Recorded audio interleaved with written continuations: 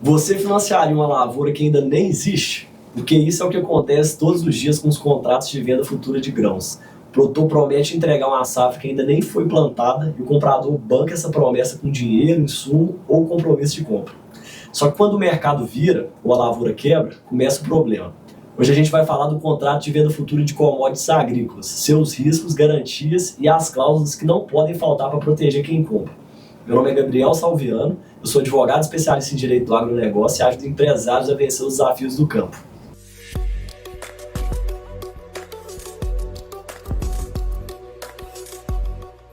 O contrato de venda futura é um acordo em que o produtor rural se compromete a entregar numa data futura uma certa quantidade de produto agropecuário. Pode ser soja, milho, algodão, o que for. Em troca, o comprador, que pode ser uma trade, cooperativa ou agroindústria, se compromete a pagar nas condições combinadas. É um contrato bilateral, oneroso e de execução diferida.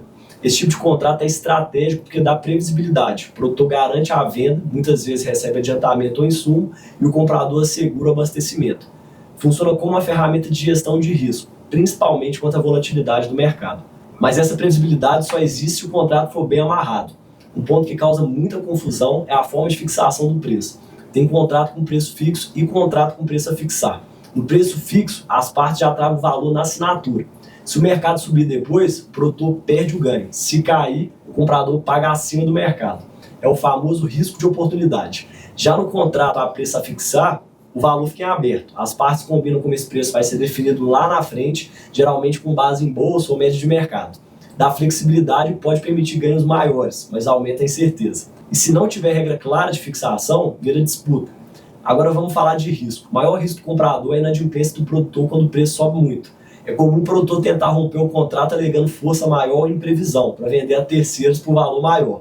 Mas o STJ já decidiu que esses riscos são do negócio, não justificam romper o contrato.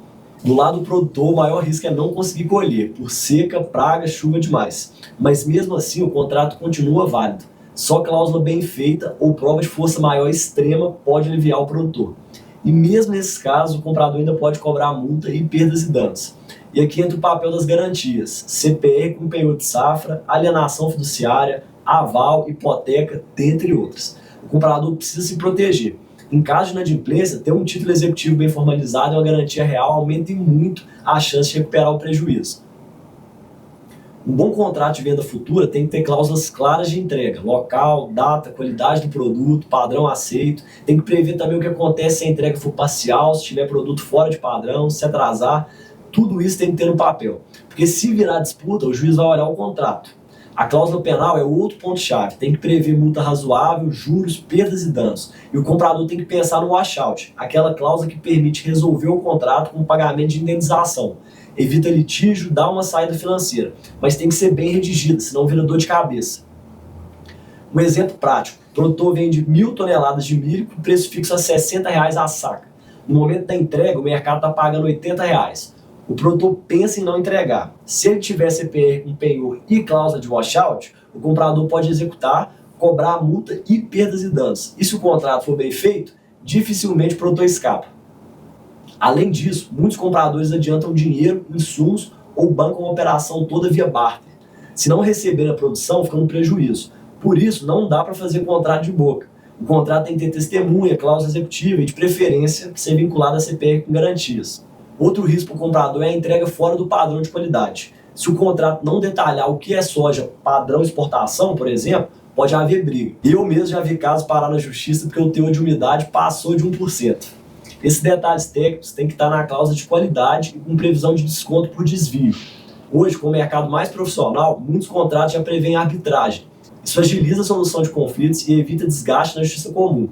Mas tem que constar a cláusula específica e as partes têm que assinar cientes. E atenção, em alguns contratos com pessoa física é recomendável ter destaque e concordância expressa. E quando o produtor não entrega? O ideal é o contrato prever mecanismos de notificação, prazos e até cláusula de substituição de entrega por indenização direta. Em alguns casos é possível executar CPR direto ou buscar bens penhorados, mas tudo depende da formalização. Sem documento bem feito, o risco é alto. E para fechar, contrato de venda futura de commodities não é só uma promessa informal. É um instrumento jurídico com implicações sérias. Para quem compra, ele exige estratégia, cláusulas robustas e garantias reais. É assim que se protege capital e se garante previsibilidade no agro.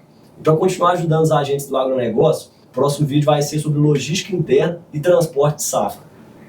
Um forte abraço e nos vemos nos próximos vídeos.